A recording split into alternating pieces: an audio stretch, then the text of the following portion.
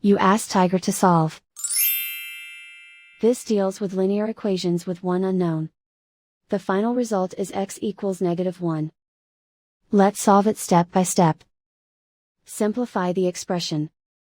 Expand the parentheses.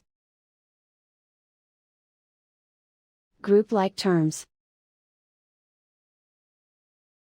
Simplify the arithmetic. Group all constants on the right side of the equation. Subtract 5 from both sides. Simplify the arithmetic.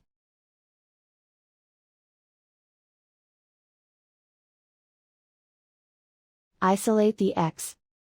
Divide both sides by -6. Cancel out the negatives. Simplify the fraction. Move the negative sign from the denominator to the numerator. Simplify the fraction. And so the final result is x equals -1.